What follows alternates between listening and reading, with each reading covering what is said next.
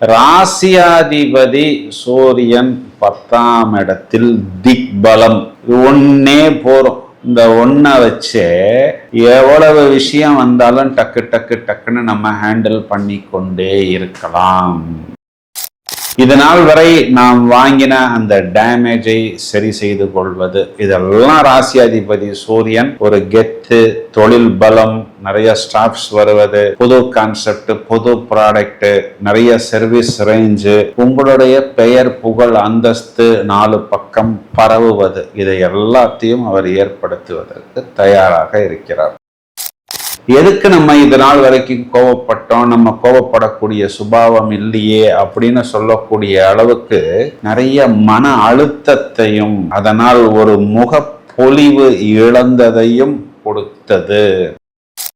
Hello friends, நாம் அனைவரும் எதிர்பார்த்து காத்திருக்கக்கூடிய வைகாசி பிறந்தாச்சு. அதனுடைய பலன்கள் என்ன?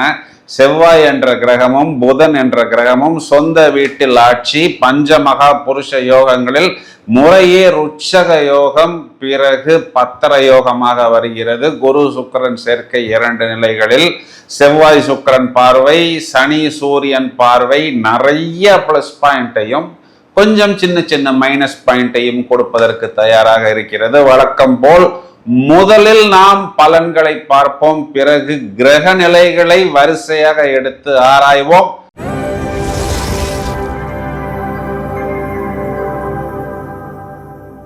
சிம்ம ராசிக்கு உண்டான பலன்களை விவரமாக இப்பொழுது பார்க்க போகிறோம். சிம்மத்தை பொறுத்தவரை ராசியாதிபதி சூரியன் 10ஆம் இடத்தில் திக்பலம். ஒன்னே போறோம். இந்த ஒன்றை வச்சு எவ்வளவு விஷயம் வந்தாலும் டக்கு டக்கு டக்குன்னு நம்ம ஹேண்டில் பண்ணி கொண்டே இருக்கலாம். இப்போ இந்த ராசியாதிபதி என்ன பண்ண போறாரு அப்படின்னு பார்த்தோம்னா, முதல்ல சொந்த நட்சத்திரம். இப்போ உங்களுடைய டெவலப்மெண்ட், உங்களுடைய இம்ப்ரூவ்மெண்ட்டுக்கு தேவையான விஷயங்கள். சந்திரனுடைய நட்சத்திரம். அப்போ வெளிநாடு, வெளியூர் பயணம், மாத்தூர் வர்க்கம், அம்மாவுடைய விஷயங்கள், அம்மாவுடைய பூர்வீக சொத்துக்கள், உங்களுடைய இடம் வீடு சம்பந்தப்பட்ட விஷயத்துல என்னென்ன அபிவிருத்தி. பிறகு செவ்வாயோடைய நட்சத்திரம். செவ்வாய் அப்பா அம்மா 2 பேரையும் குறிகாட்டுகிறது, சகோதரரை குறிகாட்டுகிறது. மெயினா இடம் சம்பந்தப்பட்ட, பூமி சம்பந்தப்பட்ட விஷயங்கள் அனைத்திலுமே உங்களுக்கு ஏற்படக்கூடிய சமாதானம் பிளஸ் பலம், இதனால் வரை நாம் வாங்கின அந்த டேமேஜை சரி செய்து கொள்வது, இதெல்லாம் ராசியாதிபதி சூரியன். ஒரு கெத்து, தொழில் பலம், நிறைய ஸ்டாஃப்ஸ் வருவது, புது கான்செப்ட், புது ப்ராடக்ட், நிறைய சர்வீஸ் ரேஞ்சு, உங்களுடைய பெயர் புகழ் அந்தஸ்து 4 பக்கம் பரவுவது, இதை எல்லாத்தையும் அவர் ஏற்படுத்துவதற்கு தயாராக இருக்கிறார். செவ்வாய் சனி சேர்க்கை நிறைய பிரச்சனைகளையும் தொல்லைகளையும் கோபத்தையும் டென்ஷனையும், எதுக்கு நம்ம இது நாள் வரைக்கும் கோவப்பட்டோம், நம்ம கோவப்படக்கூடிய சுபாவம் இல்லையே அப்படின்னு சொல்லக்கூடிய அளவுக்கு நிறைய மன அழுத்தத்தையும் அதனால் ஒரு முகப்பொலிவு இழந்ததையும் கொடுத்தது. இப்போ இந்த வைகாசி மாதத்தின் தொடக்கத்திலேயே செவ்வாய் பாக்யஸ்தானத்தில் ஆட்சி பலம். இப்போ பாக்கியம், தொழில், தனம், இது 3மே உங்களுக்கு பிளஸ். உங்களுக்கு தனஸ்தானாதிபதி புதன் முதல்ல பார்த்தோம்னா 10ஆம் இடம் தசம கேந்திரம், பிறகு அவரே 11ஆம் இடம் லாபஸ்தானாதிபதி, லாபத்தில் ஆட்சி. தனஸ்தானாதிபதி போய் லாபத்தில் ஆட்சி. அப்போ என்ன ஆகும் அப்படின்னா, லாபம், அது உச்ச லாபம், ஆட்சி லாபம் அப்படின்னு சொல்லலாம். மெயினா எதன் மூலம் வரும் அப்படின்னு கேட்டோம்னா, இடம் சம்பந்தப்பட்ட, பொருள் சம்பந்தப்பட்ட, வாகனம் சம்பந்தப்பட்ட, பூர்வீகம் சம்பந்தப்பட்ட விஷயங்கள் எல்லாம் உங்களுக்கு லாபம் வரும். பிறகு புதன் ராகுவோடைய நட்சத்திரத்துல சஞ்சரிக்கும் பொழுது லைஃப் பார்ட்னர் மூலமாகவும் உங்களுக்கு லாபம் வரும், பிசினஸ் பார்ட்னர் மூலமாகவும் உங்களுக்கு லாபம் வரும். அப்போ உங்க லைஃப் பார்ட்னருக்கு தொழில் அமைவது, பிசினஸ் பார்ட்னருக்கு தொழில் அமைவது, அதன் மூலம் உங்களுக்கு மேலும் நிறைய டியூ அடைப்பது, கடன் அடைப்பது, இதெல்லாம் உங்களுக்கு வரிசையாக ப்ராஃபிட் தான்.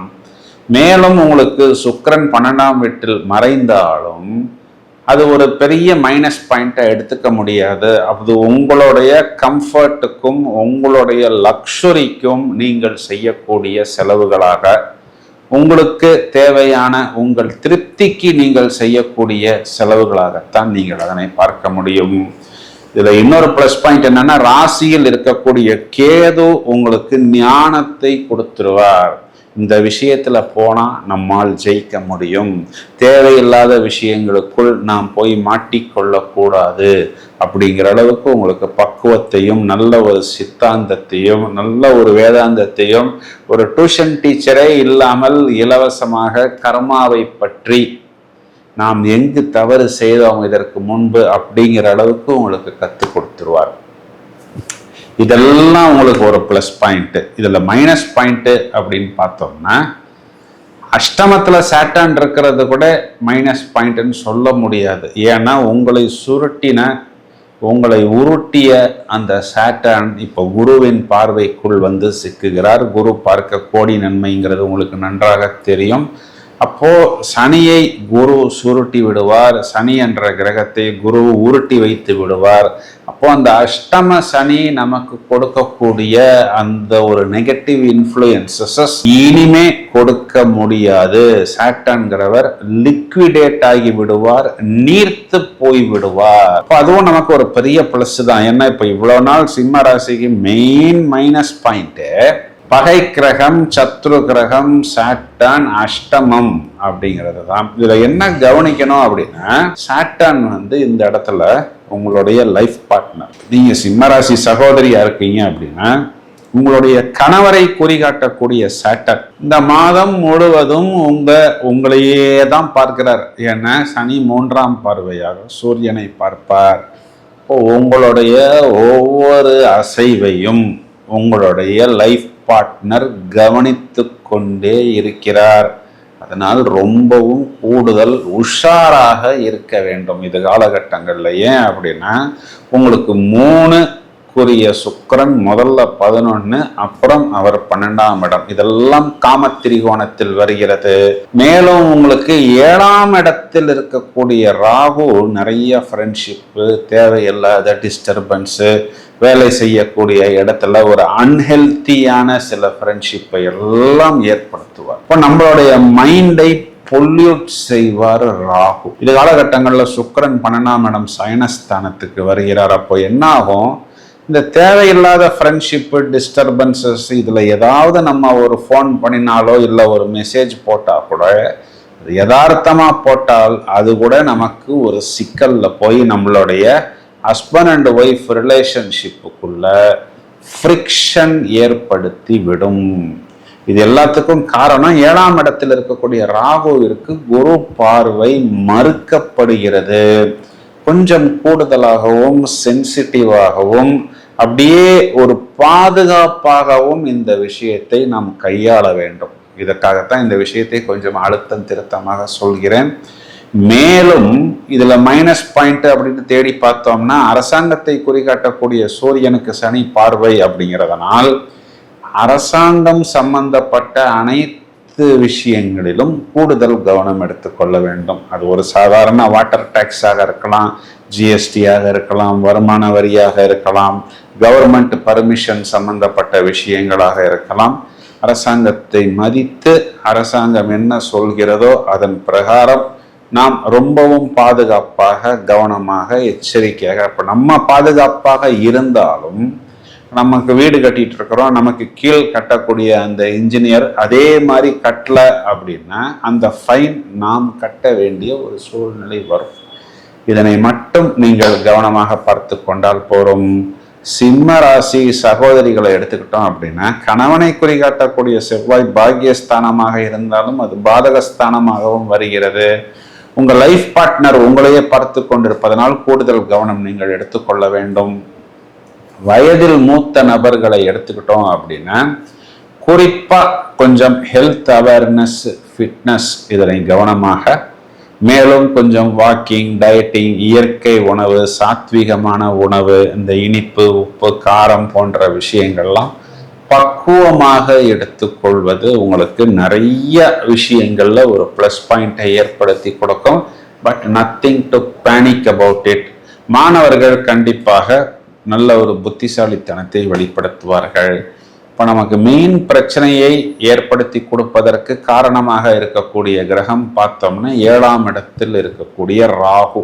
இப்போ செவ்வாய்க்கிழமை, வெள்ளிக்கிழமை, ஞாயிற்றுக்கிழமைகளில் தொடர்ச்சியாக துர்கா, வாராகி, பிரத்யங்கரா, உக்கிரமான தேவி வழிபாடு, கொல்லூர் மூகாம்பிகா, இந்த மாதிரி தேவி வழிபாடு செய்வது, அமாவாசை பௌர்ணமி திதிகளில் இந்த மாதிரி தேவி வழிபாடு, அஷ்டமி திதிகளில் செய்வதன் மூலம் நிறைய இந்த அன்வான்ட் டிஸ்டர்பன்ஸ் எல்லாம் நமக்கு கிளியர் ஆகும் அப்படின்னு கண்டிப்பாக சொல்ல முடியும். இவ்வளவு நேரம் நாம் பார்த்த இந்த பலன்களுக்கு உண்டான கிரக நிலைகளை நாம் எடுத்துக்கொண்டால் நீயா நானா அப்படிங்கிற மாதிரி இந்த செவ்வாயும் சனியும் சண்டை போட்டு கொண்டிருந்தார்.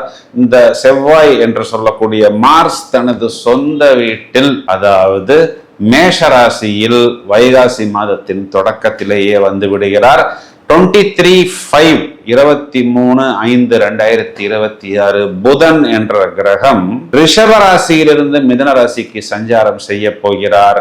மேலும் இந்த மாதம் முழுவதுமே சூரியன் என்ற கிரகம் ரிஷப ராசியில் தான் சஞ்சாரம் செய்ய இருக்கிறார். இது நாள் வரை மிதுன ராசியில் இருந்த சுக்கிரன் என்ற கிரகம் குரு பெயர்ச்சி ஆகி கிட்டத்தட்ட ஒரு 15 நாட்களில், அதாவது மிதுன ராசி மண்டலத்திலும் அவர் குரு சுக்கிரன் என்ற சேர்க்கையாகத்தான் இருக்கிறார். மேலும் ஜூன் மாதம் 10ஆம் தேதி இது காலகட்டங்களில் குரு என்ற கிரகம் ஏற்கனவே கடகராசிக்கு வந்து உச்சமடைந்து விட்டார். இந்த உச்சமடைந்த குருவுடன் சுக்கிரன் சேரப்போகிறார். அப்போ அந்த குரு சுக்கிரன் கூட்டணி சேர்க்கை முதலில் மிதுன ராசி மண்டலத்திலும் பிறகு கடகராசி மண்டலத்திலும். இதுல செவ்வாய் உச்சம் அப்படிங்கிறது பஞ்சமகா புருஷ யோகத்தில் ருச்சக யோகம், புதன் உச்சம் என்பது பத்தர யோகம். இதையும் தவிர உங்களுக்கு குரு உச்சம் என்பது ஹம்ச யோகம். சனி என்ற கிரகம் சூரியனை பார்க்க போகிறார். மேலும் செவ்வாய் என்ற கிரகம் சுக்கிரனை பார்க்க போகிறார். இதுல வந்து நிறைய பிளஸ் பாயிண்ட்ஸ் இருக்கிறது. என்னன்னா, கிரகமாளிகா யோகம் அப்படின்னு சொல்லக்கூடிய ஒரு ராஜயோகம் இயற்கையாகவே ராகு கேதுக்குள் வரிசையாக கிரகங்கள் அடங்குவதனால் இந்த வைகாசி மாதத்தில் நிறைய நாட்கள் கிரகமாளிகா யோகம் அப்படிங்கிற ஒரு சுப யோகம், ரொம்ப நாளைக்கு ஒரு தடவை தான் இந்த யோகம் என்பது கிடைக்கும். இந்த யோகமும் இந்த வைகாசி மாதத்தில் ஒரு ஹைலைட் அப்படின்னு நாம் சொல்லலாம். சார், நீங்க சொன்னது எல்லாமே நன்றாக இருக்கிறது, மேலும் சொல்லுங்கள் என்று நீங்கள் சொல்வது எனக்கு புரிகிறது. தொடர்ந்து இணைப்பில் இருங்கள், இன்னும் நிறைய கண்டென்ட் தயாராகி கொண்டிருக்கிறது. இந்த பதிவை உங்களது நண்பர்களுக்கு ஷேர் செய்யுங்கள். வாழ்த்துக்கள். Thank you friends.